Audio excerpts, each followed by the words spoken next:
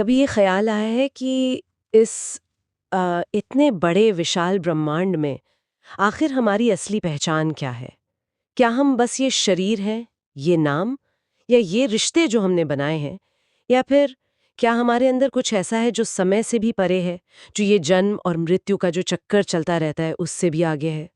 आज हम एक बहुत ही प्राचीन भारतीय दर्शन, जैन धर्म की गहराइयों में उतर रहे हैं। और इसकी सबसे, कह सकते हैं, अनोखी बात ये किसी बनाने वाले ईश्वर, किसी सृष्टिकर्ता पर निर्भर नहीं है। ये एक ऐसा नजरिया है जो कहता है कि हर आत्मा, हर जीव अपनी मुक्ति का रास्ता, अपनी आजादी का रास्ता वो खुद बना सकता है। हमारी ये आज की बातचीत आधारित है YouTube channel the pan mind के एक वीडियो ट्रांसक्रिप्ट पर, जिसका टाइटल है episode 43, the timeless path of Jain philosophy, जीवन से परे सत्य की खोज। हमारा इरादा है कि इस स्रोत से जो सबसे ज़रूरी ज्ञान है, जो चमकदार बातें हैं, उन्हें निकालें ताकि हम आत्म खोज और मन की शांति का रास्ता थोड़ा बेहतर समझ सकें। तो चलिए शुरू करते हैं। सबसे पहले एकदम बुनियादी सवाल से शुरू करते हैं। जैन दर्शन आत्मा को, जिसे जीव कहा गया है, उसे कैसे देखता है? क्या ये वैसा ही है जैसा हम आमतौर पर सोचते हैं? हाँ, ये बहुत अच्छा सवाल है शुरुआत के लिए। देखिए, जैन नजरिए से अगर हम समझें तो हर आत्मा, हर जीव अपने आप में शाश्वत है। शाश्वत मतलब? मतलब न उसकी कोई शुरुआत है न कोई अंत। वो हमेशा से है, हमेशा रहेगा, अजर है, अमर है।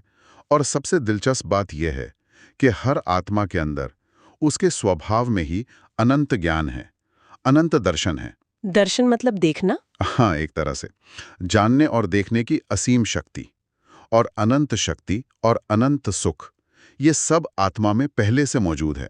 उसकी अपनी संभावना है। ये कोई बाहर से नहीं मिलता, ये उसका अपना स्वभाव है। अच्छा, ये तो बड़ी बात है। जी। और इसी तरह ये ब्रह्मांड भी, ये भी अनादि और अनंत है। जैन दर्शन ये नहीं मानता कि इसे किसी ईश्वर ने बनाया है या कोई इसे कंट्रोल कर रहा है। नहीं, ये अपने खुद के शाश्वत नियमों से, अटल कानूनों से चलता है। इसमें मूल रूप से दो ही तरह की चीजें हैं। एक जीव, यानी जिसमें चेतना है, जो जान सकता है, महसूस कर सकता है। और दूसरी अजीव, यानी जिसमें चेतना नहीं है। अजीब में क्या क्या आता है? अजीब में आता है पदार्थ, जिसे पुद्गल कहते हैं। इसमें अणु से लेकर सब कुछ आ गया। फिर है समय, यानी काल। फिर गति में मदद करने वाला एक सिद्धांत है, धर्म। और रुकने में मदद करने वाला सिद्धांत, अधर्म। और सबको जगह देने वाला तत्व, आकाश। तो ये पूरा संसार, ये जीवन का जो खेल हम देख रहे हैं, वो इन्हीं जीव और अजीव के आपसी मेलजोल, उनकी क्रिया प्रतिक्रिया से ही लगातार चल रहा है। आपने कहा कि आत्मा का स्वभाव तो अनंत ज्ञान और सुख वाला है, लेकिन हम तो, मतलब हम ज़्यादातर लोग तो ऐसा अनुभव नहीं करते। हमें तो दुख होता है, अज्ञान लगता है, बंधन महसूस होता है। और जैन धर्म में कर्म शब्द का जिक्र भी बहुत आता है।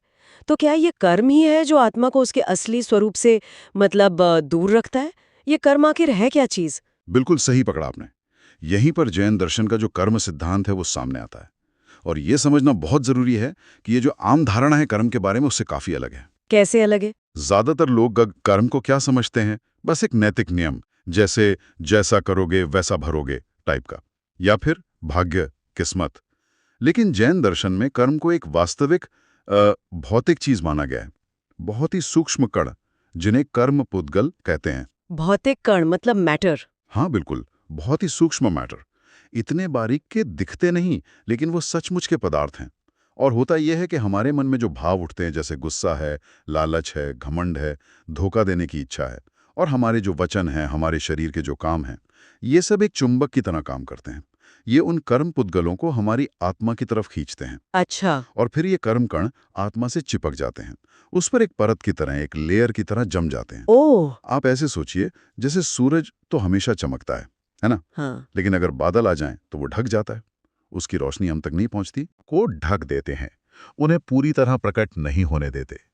और जब तक आत्मा इन कर्मों के मैल से ढकी रहती है, वो अपनी असली शक्ति, अपना असली स्वरूप भूल जाती है। और इसी वजह से वो जन्म और मृत्यु के इस अंतहीन चक्कर में भटकती रहती है, अलग अलग योनियों में, अलग अलग शरीरों में। हमारे अंदर का जो राग है, मतलब लगाव, द्वेष यानी नफरत, मोह यानी भ्रम, और हिंसा झूठ, यही वो चीजें हैं जो लगातार नए कर्मों को आत्मा से बांधती रहती हैं। ये तो बड़ी चौंकाने वाली बात है कि कर्म कोई सिर्फ नियम नहीं बल्कि भौतिक कण हैं जो आत्मा से चिपकते हैं। तो अगर हमारी अपनी सोच, हमारे अपने काम ही इस बंधन का कारण है, तो क्या क्या इसी में मुक्ति की चाबी भी छुपी है? क्या जैन दर्शन कोई तरीका बताता है इस कर्म बंधन से आजाद होने का? हाँ, बिल्कुल। और यही जैन दर्शन की खूबी है। वो सिर्फ समस्या बताकर छोड़ नहीं देता, उसका समाधान भी देता है। इस कर्म बंधन से पूरी तरह मुक्त होने का एक बहुत ही साफ और व्यवस्थित रास्ता बताया गया है, जिसे त्रिरत्न कहते हैं। त्रिरत्न मतलब 3 रत्न। जी हाँ, 3 अनमोल रत्न।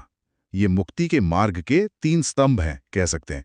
पहला रत्न है सम्यक दर्शन। सम्यक दर्शन, इसका क्या मतलब हुआ? इसका मतलब है सत्य में सही और अटूट श्रद्धा रखना, विश्वास रखना कि सत्य में, आत्मा के असली स्वरूप में, और ये जो ब्रह्मांड के मूल तत्व बताए गए हैं, जीव अजीव वगैरह, उनके वास्तविक स्वरूप में।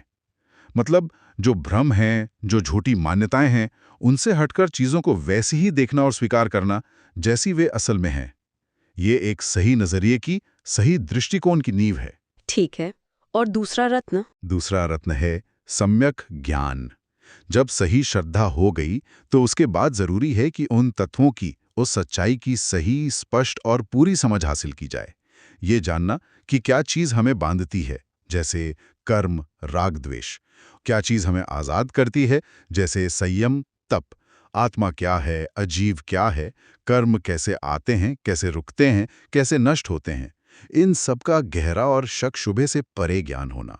बिना सही ज्ञान के सिर्फ श्रद्धा काफी नहीं। समझ गए। दर्शन यानी सही नजरिया, ज्ञान यानी सही समझ, और तीसरा? और तीसरा रत्न है सम्यक चरित्र। जब सही नजरिया भी है और सही समझ भी है, तो फिर उसके मुताबिक जीना, वैसा आचरण करना, ऐसा व्यवहार करना जो आत्मा को शुद्ध करे, जो पुराने बंधे हुए कर्म हैं उन्हें धीरे धीरे खत्म करे। इसे निर्जरा कहते हैं। और सबसे जरूरी, जो नए कर्म आ रहे हैं उनके आने के रास्ते को रोके, इसे संवर कहते हैं। इसमें फिर व्रत आते हैं, संयम आता है, अपनी इंद्रियों पर नियंत्रण रखना आता है। ये सब सम्यक चरित्र के हिस्सा हैं।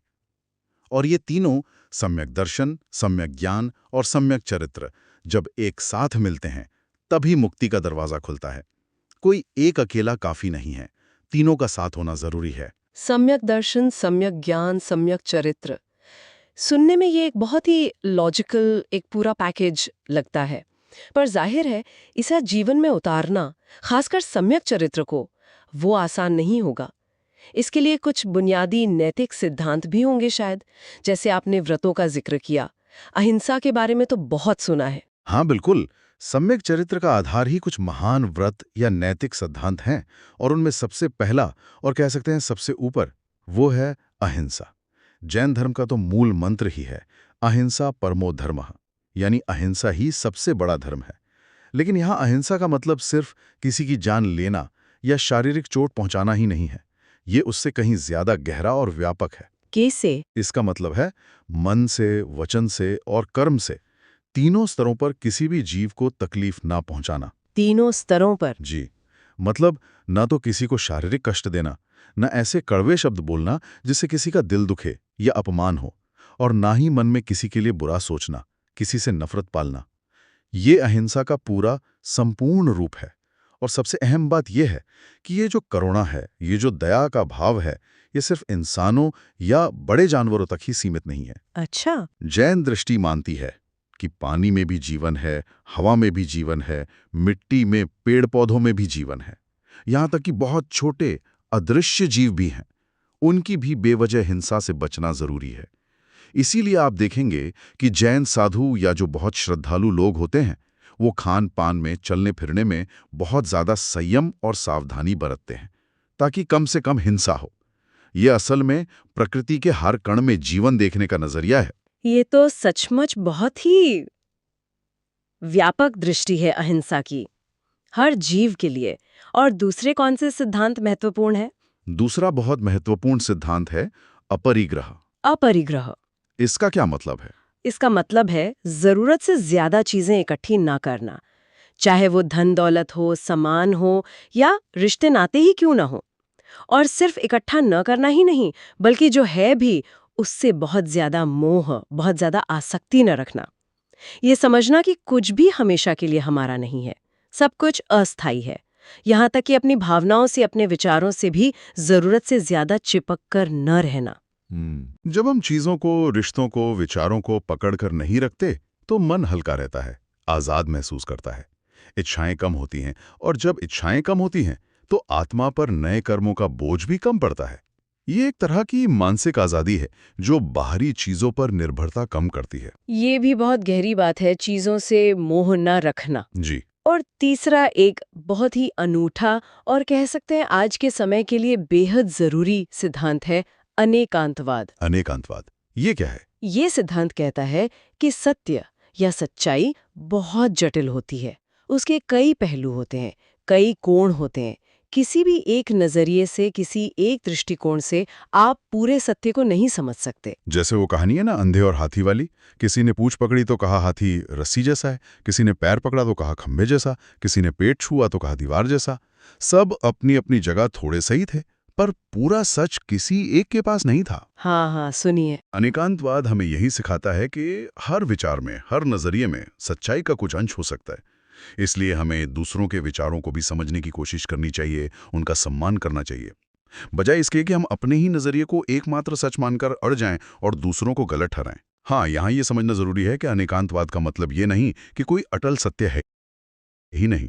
सत्य तो है, लेकिन उस पूर्ण सत्य तक पहुंचने के लिए हमें अलग अलग दृष्टिकोणों को खुले मन से देखना होगा, समझना होगा। ये हमें कट्टरता से, हठधर्मिता से और बेकार के टकराव से बचाता है। अनेकांतवाद, ये विचार तो वाकई आज की दुनिया जहां हर कोई अपनी बात को ही अंतिम सत्य मानकर लड़ रहा है, वहां संवाद और समझ बढ़ाने में बहुत मददगार हो सकता है। अच्छा, तो ये सिद्धांत तो हुए जीने के लिए गाइडलाइंस, अहिंसा, अपरिग्रह, अनेकांतवाद। लेकिन जो कर्म पहले से आत्मा पर चिपके हुए हैं, उन्हें हटाने के लिए क्या करना होगा? क्या सिर्फ अच्छा आचरण करना काफी है? अच्छा आचरण यानी सम्यक चरित्र, वो नए कर्मों को आने से रोकता है, जिसे संवर कहा, और कुछ हद तक पुराने कर्मों को भी कमजोर करता है, उनके असर को कम करता है। लेकिन जो कर्म बहुत मजबूती से आत्मा से चिपके हुए हैं, जो बहुत समय से जमा है, उन्हें पूरी तरह से आत्मा से अलग करने के लिए, उन्हें जलाने के लिए कह सकते हैं, दो और जरूरी साधन बताए गए हैं। वो क्या है? वो हैं तप और ध्यान। तप यानी ऑस्टेरिटी या तपस्या, और ध्यान यानी मेडिटेशन। तप का मतलब क्या सिर्फ उपवास रखना या शरीर को कष्ट देना है? नहीं, देखिए, जब हम तप शब्द सुनते हैं तो अक्सर यही ख्याल आता है, भूखे रहना, उपवास करना या शरीर को कष्ट देना। ये बाहरी तप के हिस्से जरूर हैं, लेकिन तप का असली और गहरा मतलब है अपनी इंद्रियों पर और अपनी इच्छाओं पर काबू पाना, उन्हें जीतना। जैसे खाने पीने में संयम रखना, कम बोलना या जरूरत भर ही बोलना, गैर जरूरी कामों से बचना, आराम की इच्छा को कम करना, और सबसे बढ़कर मन में जो कामनाएं उठती हैं, जो वासनाएं उठती हैं, उनको रोकना। तप का असली मकसद शरीर को सताना नहीं है, बल्कि आत्मा को बाहरी चीजों के भटकाव से हटाकर अंदर की ओर मोड़ना है। उसे इतना मजबूत बनाना है कि वो कर्मों के असर से बच सके और उन्हें नष्ट करने की शक्ति हासिल कर सके। ठीक है। और ध्यान का क्या रोल है? ध्यान तो कह सकते हैं जैन साधना का दिल है, उसका केंद्र है। इसमें हम क्या करते हैं? अपनी चेतना को, अपने मन को बाहरी दुनिया की भागदौड़ से, चीजों से, आवाजों से, इंद्रियों के विषयों से हटाते हैं और उसे भीतर ले जाते हैं, अपनी आत्मा के असली स्वरूप पर टिकाने की कोशिश करते हैं। ध्यान के जरिए साधक अपनी आत्मा की शुद्धता को, उसके ज्ञान स्वभाव को, उसके आनंद स्वभाव को, उसे महसूस करने का प्रयास करता है। ये एक तरह से अपने आप से, अपने असली मैं से जुड़ने की प्रक्रिया है। ये सुन के मुझे ऐसा लग रहा है जैसे आत्मा की कोई गहरी साफ सफाई चल रही हो। तप से जैसे इच्छाओं की गंदगी हट रही है और ध्यान से आत्मा अपनी असली चमक देख पा रही है। आपने बिल्कुल सही समझा, एकदम यही बात है। जैन ग्रंथों में अक्सर आत्मा की तुलना एक साफ, बेदाग, चमकदार हीरे या किसी रत्न से की जाती है। यह उसका असली स्वाभाविक स्वरूप है। लेकिन जब ये हीरा कर्म रूपी कीचड़ में या धूल मिट्टी में गिर जाता है, तो उसकी चमक मैली पड़ जाती है, छिप जाती है। वो हीरा तो अभी भी हीरा ही है, उसकी वैल्यू कम नहीं हुई, लेकिन उसकी कीमत और पहचान छुपी हुई है। तप और ध्यान वही तरीके हैं, वही साधन हैं जिनसे इस कर्म रूपी कीचड़ को, इस मैल को धीरे धीरे धोया जाता है, रगड़कर साफ किया जाता है, ताकि आत्मा अपनी मूल शुद्ध और प्रकाशमान अवस्था में फिर से चमक उठे। ये जो लोभ, क्रोध, मान, माया, राग, द्वेष हैं, यही वो कीचड़ है जो आत्मा पर जमता है, और तब ध्यान उसे हटाने का सबसे शक्तिशाली उपाय है। ये पूरी प्रक्रिया, आत्मा का स्वभाव, फिर कर्मों का बंधन, फिर मुक्ति का रास्ता, सिद्धांत, तप, ध्यान, कैसे समझने के लिए जैन दर्शन कोई व्यवस्थित ढांचा या कोई मॉडल भी देता है, जैसे कोई पूरा नक्शा हो इस यात्रा का? हाँ, बिल्कुल। जैन विचारकों ने इस पूरी प्रक्रिया को, मतलब ब्रह्मांड की संरचना कैसे है और आत्मा की यात्रा कैसे होती है बंधन से मुक्ति तक, इसे समझाने के लिए एक बहुत ही वैज्ञानिक और व्यवस्थित ढांचा पेश किया है। इसे आमतौर पर 6 द्रव्यों और 7 तत्वों के माध्यम से समझाया जाता है। 6 द्रव्य और 7 तत्व, ये क्या है? 6 द्रव्य यानी वो 6 मौलिक चीजें या वास्तविकताएं जिनसे ये पूरा ब्रह्मांड बना है। फंडामेंटल सब्सटेंस कह सकते हैं। इनमें है पहला जीव यानी चेतन आत्माएं, दूसरा पुद्गल यानी अचेतन पदार्थ, इसमें परमाणु से लेके बड़ी चीजें सब शामिल हैं। तीसरा धर्म द्रव्य, ये एक अदृश्य तत्व है जो जीवों और पुद्गलों को चलने में मदद करता है, जैसे पानी मछली को तैरने में मदद करता है। चौथा अधर्म द्रव्य, ये भी अदृश्य है जो उन्हें ठहरने में मदद करता है, जैसे जमीन राहगीर को रोकने में। पाफा क्या वा? आकाश, जो सबको जगह देता है, स्पेस। और छठा काल यानी समय, जो बदलाव का कारण है। ये ब्रह्मांड के, समझ लीजिए, बिल्डिंग ब्लॉक्स हैं। अच्छा, ये तो हुई ब्रह्मांड की संरचना। और वो 7 तत्व? हाँ, जो 7 तत्व हैं वो दरअसल आत्मा की अलग अलग अवस्थाओं और कर्मों के साथ उसके रिश्ते को दिखाते हैं। ये मुक्ति के मार्ग का पूरा नक्शा है, स्टेप बाय स्टेप गाइड। देखिए, 1 जीव यानी आत्मा का अपना चेतन स्वरूप। 2 अजीव यानी अचेतन तत्व, जैसे पुद्गल, धर्म, अधर्म आदि। 3 आश्रव, इसका मतलब है कर्मों का आत्मा की तरफ आना, उसका इनफ्लो होना। जैसे नाव में छेद हो तो पानी अंदर आने लगता है, वैसे ही। हाँ। 4 बंध, यानी कर्मों का आत्मा से चिपक जाना, उससे बंध जाना, जैसे नाव में पानी का भर जाना। 5 संवर, यानी नए कर्मों के आने को रोकना, आश्रव को रोकना, जैसे नाव के छेद को बंद कर देना। ठीक है। 6 निर्जरा, यानी जो पहले से बंधे हुए कर्म हैं उन्हें धीरे धीरे आत्मा से झाड़ना, उन्हें नष्ट करना, जैसे नाव से भरे हुए पानी को बाहर निकालना। 7 मोक्ष, और जब सारे कर्म, नए और पुराने, पूरी तरह नष्ट हो जाते हैं, तब आत्मा पूरी तरह आजाद होकर अपने शुद्ध स्वरूप में आ जाती है, जैसे नाव से सारा पानी निकल जाए और वो हल्की होकर आराम से तैरने लगे।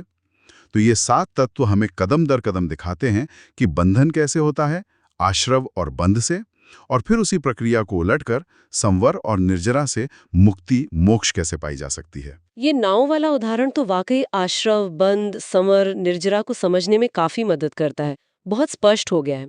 अच्छा, आपने पहले अहिंसा की बात करते हुए सूक्ष्म जीवों का भी जिक्र किया था। ये जो करुणा या दया का भाव है, ये सभी जीवों तक कैसे लागू होता है? थोड़ा और विस्तार से बताएंगे इस कर। तक ही सीमित नहीं है, जिन्हें हम आसानी से देख सकते हैं या जिनसे हम कोई जुड़ाव महसूस करते हैं। जैसा मैंने पहले कहा, जैन दृष्टि ये मानती है कि पानी की एक बूंद में, हवा के एक झोंके में, मिट्टी के एक कण में, यहाँ तक कि हरी पत्ती में भी असंख्य जीव हो सकते हैं। इन्हें एकेंद्रिय जीव कहते हैं, मतलब जिनके पास सिर्फ एक इंद्रिय होती है, स्पर्श इंद्रिय। इतने सूक्ष्म जीव? हाँ, बहुत सूक्ष्म। और जैन आचार विचार इन सूक्ष्म से सूक्ष्म जीवों के प्रति भी अहिंसा बरतने पर बहुत जोर देता है। इसीलिए आपने शायद देखा होगा कि जो जैन साधु होते हैं या जो बहुत श्रद्धालु गृहस्थ भी होते हैं, वो चलते वक्त जमीन देखकर चलते हैं ताकि कोई कीड़ा मकोड़ा न दब जाए, पानी छान कर पीते हैं ताकि पानी के जीव न मरे, सूर्यास्त के बाद भोजन नहीं करते क्योंकि रात में छोटे जीव ज्यादा सक्रिय होते हैं और खाने में आ सकते हैं। इन सब के पीछे भावना यही है कि अनजाने में भी कम से कम हिंसा हो, जहां तक हो सके इन छोटे से छोटे जीवों की भी रक्षा की जाए। इसे साधना का एक बहुत जरूरी हिस्सा माना जाता है। ये हमें सिखाता है कि हम इस धरती पर अकेले मालिक नहीं हैं। हम एक बहुत बड़े, आपस में जुड़े हुए जीवन के जाल का हिस्सा हैं, और ये नजरिया हमें प्रकृति और पर्यावरण के साथ ज्यादा गहरे सम्मान और संतुलन में जीना सिखाता है।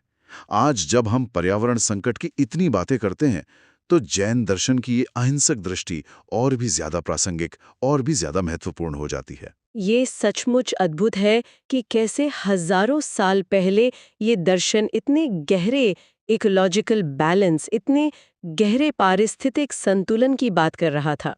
चलिए अब हम इस सफर के आखिर की तरफ आते हैं। जब कोई व्यक्ति इन त्रिरत्नों का पालन करता है, तप और ध्यान से अपने सारे कर्मों को नष्ट कर देता है, आत्मा पूरी तरह शुद्ध हो जाती है, तब क्या होता है? आखिरी मंजिल क्या है? परम लक्ष्य क्या है? जब सालों की मेहनत और साधना से, तप और ध्यान के बल से आत्मा पर चिपके हुए सारे कर्मों का आवरण, चाहे वो ज्ञान को ढकने वाले ज्ञानावरणीय कर्म हो या दर्शन को ढकने वाले दर्शनावरणीय, या सुख को रोकने वाले वेदनीय, या भ्रम पैदा करने वाले मोहनीय, जब ये सब कर्म पूरी तरह से नष्ट हो जाते हैं, झड़ जाते हैं, तब आत्मा अपने असली, स्वाभाविक, शुद्ध स्वरूप में प्रकट होती है। वो मैल से पूरी तरह साफ हो चुके हीरे की तरह अपनी पूरी महिमा में चमक उठती है। कैसी होती है वो अवस्था? उस अवस्था में आत्मा अनंत ज्ञान से युक्त होती है। मतलब उसे इस ब्रह्मांड के सारे पदार्थों का, भूतकाल का, वर्तमान का, भविष्य का एक साथ, एक ही समय में पूरा और स्पष्ट ज्ञान हो जाता है। कुछ भी उससे छिपा नहीं रहता। उसे अनंत दर्शन प्राप्त होता है, हर चीज का साफ साफ अनुभव। उसे अनंत सुख मिलता है, ऐसा सुख जो कभी खत्म नहीं होता, जिसमें दुख का जरा सा भी अंश नहीं होता और जो बाहरी चीजों पर बिल्कुल भी निर्भर नहीं होता। वो आत्मा का अपना आंतरिक आनंद होता है। और उसे अनंत वीर्य यानी अनंत शक्ति मिलती है। आत्मा अपने आप में सर्वशक्तिमान हो जाती है। उसे अपने स्वरूप में स्थित रहने के लिए किसी सहारे की जरूरत नहीं पड़ती। वाह! यही अवस्था मोक्ष या निर्वाण कहलाती है। ये परम स्वतंत्रता है, परम शांति है और परम आनंद की स्थिति है। ऐसी मुक्त आत्माएं, जिन्हें सिद्ध कहा जाता है, वो फिर कभी इस दुनिया में वापस जन्म लेकर नहीं आती। वो जन्म मृत्यु के चक्कर से हमेशा के लिए छूट जाती हैं। जैन मान्यता के अनुसार वे इस लोक या ब्रह्मांड के सबसे ऊंचे स्थान पर, जिसे सिद्ध शिला कहा गया है, अनंत काल के लिए विराजमान हो जाती हैं। सिद्ध शिला पर वहां ना कोई दुख है, ना कोई बंधन, ना कोई जरूरत है, ना कोई अपूर्णता। सिर्फ अपने शुद्ध आत्मस्वरूप में अनंत शांति, अनंत ज्ञान और अनंत आनंद का अनुभव है, हमेशा के लिए। यही जैन साधना का आखिरी और सबसे ऊंचा लक्ष्य है। तो इस पूरी चर्चा का अगर सार निकालें, मेरे लिए जो सबसे बड़ी और सबसे शक्तिशाली बात उभर कर आ रही है, वो ये है कि जैन दर्शन पूरी तरह से आत्मनिर्भरता का दर्शन है। मतलब हमारी मुक्ति, हमारी परम शांति, वो किसी बाहरी शक्ति पर, किसी देवता या ईश्वर की कृपा पर निर्भर नहीं करती है। ये पूरी की पूरी हमारे अपने हाथ में है। हमारे अपने विचार, हमारे अपने वचन, हमारे अपने काम ही हमारे बंधन का कारण बनते हैं और हमारे अपने सही प्रयास, सही दिशा में की गई मेहनत ही हमें मुक्ति तक ले जा सकती है। हम ही कह सकते हैं अपने भाग्य के विधाता हैं। बिल्कुल सही निष्कर्ष निकाला आपने। एकदम यही केंद्रीय भाव है। और इसीलिए ये सिर्फ कुछ गहरी फिलॉसफिकल बातें या सिद्धांत नहीं हैं जिन्हें बस पढ़कर या सुनकर भूल जाएं। ये जीने का एक व्यवहारिक तरीका है, एक कला है। यह हमें सिखाता है कि हम अपने हर पल में, हर काम में कितने सजग रहें, कितने अवेयर रहें, अपने मन में उठने वाले हर विचार पर, मुंह से निकलने वाले हर शब्द पर और शरीर से होने वाले हर काम पर ध्यान दें, क्योंकि हर चीज का असर हमारी आत्मा पर पड़ रहा है। हर पल या तो कर्म बन रहे हैं या कट रहे हैं। हर अच्छा, अहिंसक, सच्चा, संतोषी विचार और काम हमें शुद्धि और मुक्ति की ओर एक कदम आगे ले जाता है। और हर बुरा, हिंसक, झूठा, लालची विचार या काम हमें और गहरे बंधनों में उलझा देता है। और ये जो सिद्धांत हैं, अहिंसा, अपरिग्रह, अनेकांतवाद, ये सिर्फ पुराने जमाने की बातें नहीं हैं, बल्कि आज की इस भागदौड़ भरी, जटिल और तनावपूर्ण दुनिया में भी हमें शांति पाने में, संतुलन बनाने में, दूसरों को समझने में और जीवन में सही दिशा पाने में मदद कर सकते हैं। सचमुच, ये जीवन हमें अपने ही अंदर छुपी हुई उस अनंत शक्ति, उस अनंत शांति, उस अनंत प्रकाश को पहचानने और पाने का एक सुनहरा मौका देता है। लेकिन सोचने वाली बात यह है कि इस बाहरी दुनिया की चकाचौंध और भागदौड़ में हम अपने अंदर की सबसे जरूरी यात्रा के लिए, इस गहरी खोज के लिए कितना समय और कितना ध्यान दे पाते हैं। और एक और सवाल मेरे मन में आ रहा है जाते जाते, क्या अनेकांतवाद का सिद्धांत, जो हमें सत्य के अलग अलग पहलुओं को समझने और सम्मान करने की बात कहता है, क्या वो आज के इस इतने बटे हुए, इतने पोलराइज्ड समाज में, जहां हर कोई अपनी ही बात को सच मानकर दूसरों को गलत साबित करने में लगा है, क्या ये सिद्धांत हमें दूसरों के नजरिए को समझने और आपस में बेहतर संवाद बनाने में, पुल बनाने में कुछ मदद कर सकता है? इस पर विचार करना शायद हम सबके लिए बहुत जरूरी है।